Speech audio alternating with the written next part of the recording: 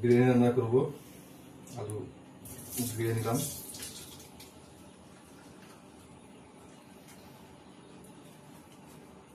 একটা, দুইটা, তিনটা, চারটা, পাঁচটা আলু, পাঁচটা বড় আলু ব্যাস হয়ে গেছে।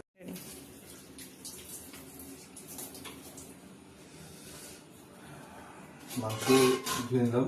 আপনার পরিমাণ মতো আপনাদের যেটুকু পরিবারের জন্য মাংস লাগবে।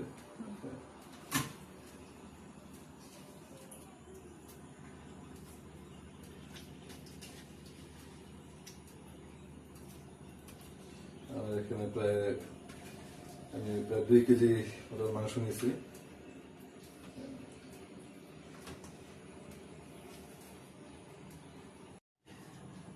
বিরিয়ানির অংশের জন্য আপনারা দেখতেছেন মাংস, কিছু আলু এবং মশলার আইটেমের জন্য রসুন, আদা বাটা, জিরা বাটা, বেরেস্তার জন্য কিছু পেঁয়াজ এবং কিছু পেঁয়াজ কুচি করা হয়েছে।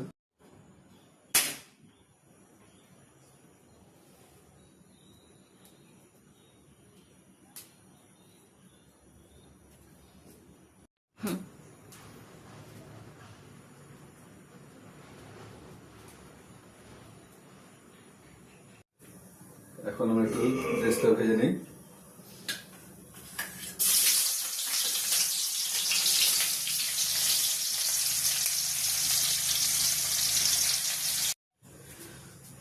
বেরেস্তা ভাজা হয়ে গেছে।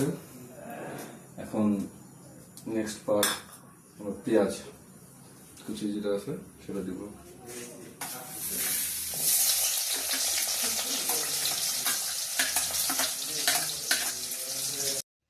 এটা কি বাটা? এটা আদা রসুন বাটা পরিমাণ মতো।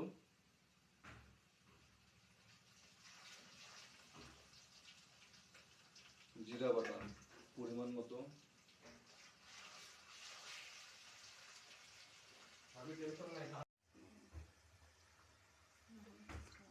পরিমাণ মতো গুঁড়ামরিচ।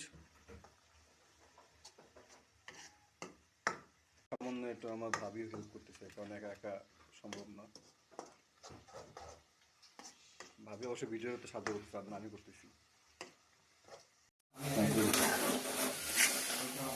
মশলাটা মাংস নিয়ে কষানো শুরু করলাম।